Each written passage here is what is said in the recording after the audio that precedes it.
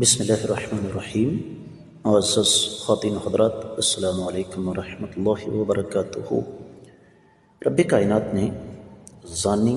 اور مشرک دونوں کو ایک پلڑے میں رکھا ہے۔ کیوں؟ یہ ہے وہ سوال جس کا جواب ہم اللہ تعالیٰ کی پاکیزہ کتاب قرآن مجید کے سبق کی روشنی میں تلاش کرنے کی کوشش کرتے ہیں، لیکن معمول کے مطابق سب سے پہلے آیت مبارکہ کی تلاوت اللہ رب العزت ارشاد فرماتے ہیں، الزانی لا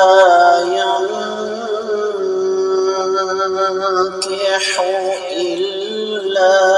زانية أو مشركة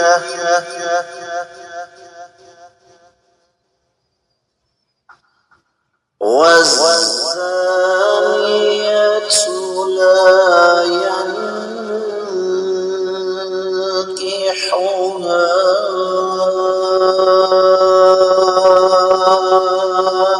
إلا زان أو مشرك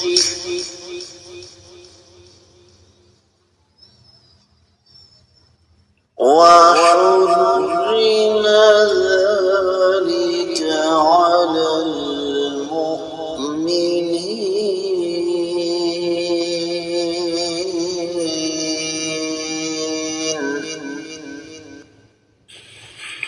الزاني لا ينكح إلا زانية أو مشركة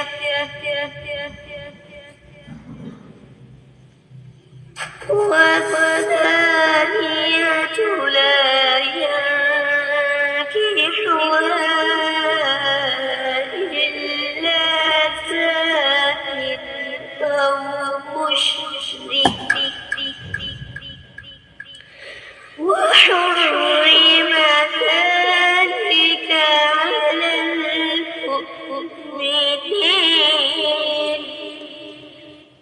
معزز خواتین حضرات، رب کائنات کی پاکیزہ کتاب قرآن مجید 18واں پارہ، سورہ مبارکہ کا نام النور، اور اس سورہ مبارکہ کی جو آیت مبارکہ آج ہم شروع کرنے جا رہے ہیں وہ ہے تیسری۔ اللہ مالک العلام رب الجلال والاکرام ارشاد فرماتے ہیں، الزانی، بدکاری کرنے والا مرد، لا ینکح،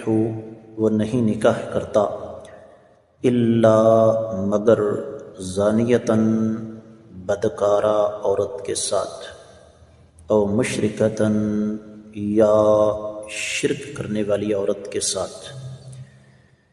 والزانیۃ، اور بدکارہ عورت، لا ینکحھا، اس کے ساتھ وہ نہیں نکاح کرتی، الا، بلکہ اس کے ساتھ کوئی نکاح نہیں کرتا، الا مگر زان، زنا کرنے والا مرد، اور مشرک، یا شرک کرنے والا، وحرم، اور حرام ہے، ذالک، یہ، علی المؤمنین، ایمان والوں پر۔ بامحاورہ ترجمہ سماعت فرمائیے گا،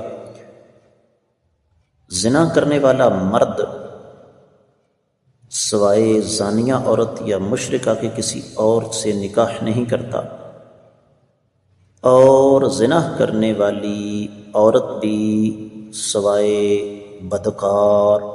یا مشرک مرد کے کسی اور سے نکاح نہیں کرتی، اور ایمان والوں پر یہ حرام کر دیا گیا ہے۔ معزز خواتین و حضرات،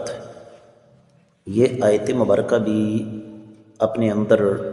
معانی اور مفہوم کا ایک وسیع سمندر لیے ہوئے ہے،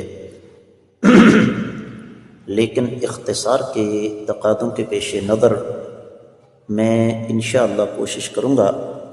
کہ سب سے پہلے تفسیر ابن کثیر اور اس کے بعد دیگر کتب تفسیر کی روشنی میں اس کو 2 یا زیادہ سے زیادہ 3 اسباق میں سمیٹ لوں، لیکن سب سے پہلے تفسیر ابن کثیر امام ابن کثیر رحمۃ اللہ علیہ فرماتے ہیں کہ رب کائنات نے خبر دی ہے کہ زانی سے زنا کاری پر رضامند وہی عورت ہوتی ہے جو بدکار ہو یا شرک کرنے والی ہو،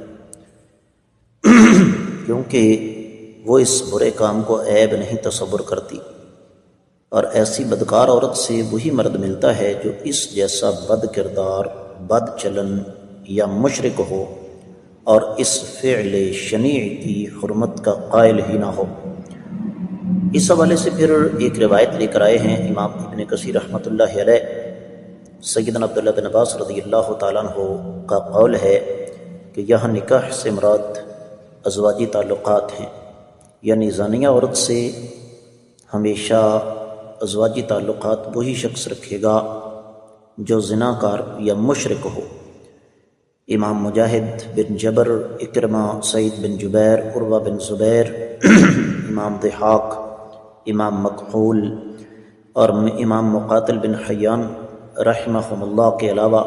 اور بہت سارے مفسرین کرام کے حوالے سے امام ابن کثیر رحمۃ اللہ علیہ نے یہ نقل فرمایا، اور ساتھ یہ بھی فرما دیا کہ یہ ایمان والوں پر حرام ہے، یعنی زنا کاری کرنا اور زانیہ عورت سے نکاح کرنا یا پاک دامن نیک عورتوں کا زانی مردوں سے نکاح کرنا۔ پھر سیدنا عبداللہ بن عباس رضی اللہ تعالیٰ عنہ کا قول نقل فرمایا امام ابن کثیر رحمۃ اللہ علیہ نے کہ بدکار عورتوں سے نکاح کرنا مسلمانوں پر حرام ہے، جس طرح سورۃ النساء پیچھے پڑھ کے آئے ہیں، 25ویں آیت مبارکہ ہے، محصنات غیر مصافحات ولا متخذات اخدان، کہ مسلمانوں کو جن عورتوں سے نکاح کرنا چاہیے ان میں 3 خوبیاں ہوں، پہلی پاک دامن ہوں، دوسری بدکار نہ ہوں، تیسری چوری چھپے برے لوگوں سے میل ملاپ کرنے والی نہ ہوں، اور یہی تینوں خوبیاں مردوں میں بھی ہونی چاہیے۔ یہی وجہ ہے کہ امام ابن کثیر رحمۃ اللہ علیہ فرماتے ہیں کہ نیک اور پاک دامن مسلمان مرد کا نکاح کسی بدکار عورت سے درست نہیں جب تک کہ وہ توبہ نہ کر لے، ہاں اگر توبہ کر لے تو پھر یہ نکاح درست ہے۔ بالکل اسی طرح بھولی بالی پاک دامن عفیفہ نیک عورت کا نکاح کسی زانی اور بدکار مرد سے نہیں ہو سکتا جب تک کہ وہ ظالم سچے دل سے اپنے اس ناپاک فعل سے توبہ نہ کر لے۔ مسند احمد بن حنبل کی ایک روایت جو امام ابن کثیر رحمۃ اللہ علیہ لے کر آئے ہیں، دوسری جلد کے 225 صفحے پر موجود ہے کہ ایک شخص نے ایک عورت سے نکاح کی اجازت طلب کیا علیہ صلاۃ والسلام سے، وہ عورت بد کردار تھی، تو آپ علیہ صلاۃ والسلام نے یہی آیت مبارکہ پڑھ کر سنائی۔ پھر اسی طرح ایک لمبی داستان ہے سنن ترمذی میں 3177، سنن ابی داؤد میں 2051 حدیث ہے، طویل حدیث ہے، میں یہاں انتہائی مختصر کر کے آپ کو سمجھا دیتا ہوں۔ ایک صحابی رسول صلی اللہ علیہ وآلہ وسلم بیان فرماتے ہیں کہ میں مکہ سے مسلمان قیدیوں کو خفیہ طور پر اٹھا کر لاتا تھا اور مدینے پہنچا دیا کرتا تھا، تو ان کا زمانہ جاہلیت میں کسی بدکار عورت سے تعلق تھا۔ اللہ تعالیٰ نے توبہ کی توفیق عطا فرما دی، تو ایک دفعہ یہ کسی مسلمان قیدی کو چھڑانے کے لیے گئے تو اس عورت کی نظروں میں آ گئے، تو جب اس عورت نے ان کو دعوت دی بڑی خوش ہو کر کہ آؤ پرانی یادیں تازہ کریں، تو انہوں نے فرما دیا کہ اللہ تعالیٰ نے اس فعل شنیع کو حرام قرار دے دیا ہے۔ جب وہ مایوس ہو گئی تو اس نے آقا علیہ صلاۃ والسلام کے اس صحابی کو پکڑوانے کے لیے شور مچانا شروع کر دیا، تو انہوں نے ایک غار میں پناہ لی۔ رب کائنات نے ان ظالموں کو ان کی طرف سے اندھا کر دیا، وہ ان کو نہیں دیکھ سکے، اس وجہ سے کہ یہ پاک دامن تھے، یہ چاہتے تھے کہ میں اس عورت کے چنگل میں نہ پھنسوں۔ فرماتے ہیں میں مدینے پہنچا، اور آقا علیہ الصلوۃ والسلام سے اجازت چاہی کہ میں اس عورت سے نکاح کر لوں۔ 3 دفعہ آپ نے اجازت، آپ خاموش رہے۔ جب تیسری دفعہ پوچھا تو فرمایا اے میرے صحابی، میں یہاں نام نہیں لوں گا کہ زانیہ سے نکاح صرف زانی یا مشرک ہی کرتا ہے، تم اپنے دل سے اس عورت کا خیال نکال دو۔ پھر سنن ابی داؤد میں 2052ویں حدیث ہے، شیخ البانی رحمہ اللہ نے اس کو صحیح قرار دیا ہے کہ جس زانی کو کوڑے لگ چکے ہوں اس سے نکاح صرف اس جیسا ہی کر سکتا ہے۔ پھر مسند احمد بن حنبل کی ایک روایت ابن کثیر رحمۃ اللہ علیہ کرائے کہ 3 قسم کے لوگ جنت میں نہیں جا سکیں گے: ماں باپ کا نافرمان، وہ عورتیں جو مردوں کی مشابہت کرتی ہیں، اور دیوس بد نصیب۔ اور دیوس اسے کہتے ہیں جو شخص غیرت سے عاری ہو۔ اور فرمایا 3 قسم کے لوگ ایسے ہیں جن کی طرف اللہ تعالیٰ نظر رحمت سے نہیں دیکھیں گے، اور ان میں سے ایک یہ بھی ہے۔ مسند احمد بن حنبل کی 2 جلد کے 134ویں صفحے پر یہ حدیث موجود ہے۔ پھر مسند احمد میں ہی ایک اور روایت ہے اسی مفہوم میں کہ ایسا بد نصیب شخص جو کہ اپنے گھر والوں کے معاملے میں غیر محرموں کو روکتا نہیں بلکہ خباثت کو برقرار رکھتا ہے، ان پر جنت حرام ہے۔ اور اسی طریقے سے سنن ابن ماجہ میں ایک روایت ہے، سند کے اعتبار سے ضعیف ہے، امام ابن کثیر رحمۃ اللہ علیہ لے کر آئے کہ جو شخص اللہ تعالیٰ سے پاک صاف ہو کر ملنا چاہتا ہے اسے چاہیے کہ پاک دام عورت سے نکاح کرے جو کہ لونڈیاں نہ ہوں۔ سنن نسائی کی ایک روایت لے کر آئے ہیں امام ابن کثیر رحمۃ اللہ علیہ۔ ایک صحابی نے کہا اللہ کے رسول صلی اللہ علیہ وسلم، مجھے اپنی بیوی سے محبت ہے لیکن اس کی عادت ہے کہ وہ کسی کے ہاتھ کو واپس نہیں لوٹاتی۔ آپ نے فرمایا اس کو طلاق دے دو۔ اس نے کہا جی میں ایسا نہیں کر سکتا، تو آپ نے فرمایا پھر اس کے ساتھ نباہ کرو،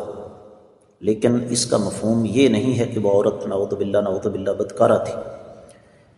یہی وجہ ہے کہ امام ابن کثیر رحمۃ اللہ علیہ نے اس پر بڑی لمبی چوڑی تفصیل بیان فرمائی ہے،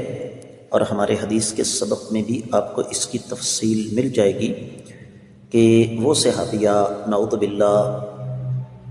یہ بدکارہ نہیں تھیں، غلط راستے پر نہیں چل رہی تھیں۔ ابن کثیر رحمۃ اللہ علیہ بات کو اختتام کی طرف لے جاتے ہوئے ارشاد فرماتے ہیں کہ یہ آیت مبارکہ ہمیں بنیادی طور پر سے یہی سبق دیتی ہے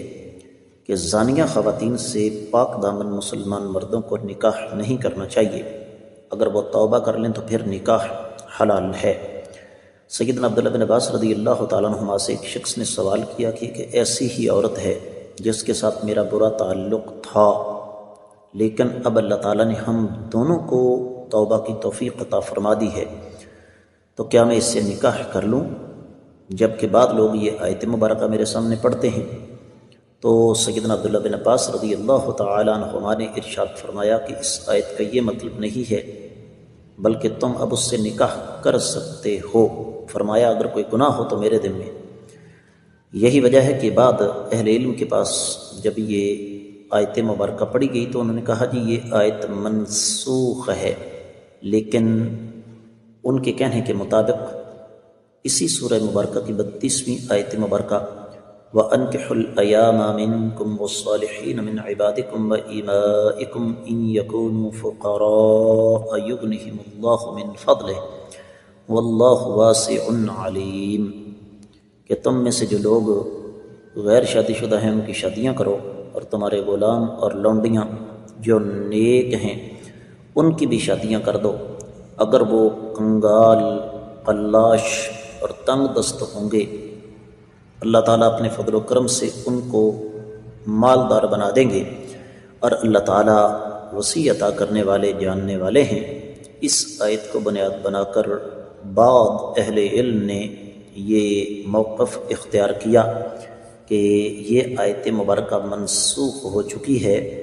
اگرچہ اس بارے میں اہل علم کا ایک طویل اختلاف ہے، لیکن صحیح بات یہ ہے کہ یہ آیت مبارکہ منسوخ نہیں ہے، بلکہ یہ حکم ابھی تک اپنی جگہ پر قائم ہے کہ پاک دامن نیک مردوں کو زانیہ بدکارہ خواتین سے نکاح نہیں کرنا چاہیے۔ اس بارے میں مزید تفصیل آنے والے سبق میں، آج کا سبق یہیں پہ روک رہا ہوں۔ السلام علیکم ورحمۃ اللہ وبرکاتہ.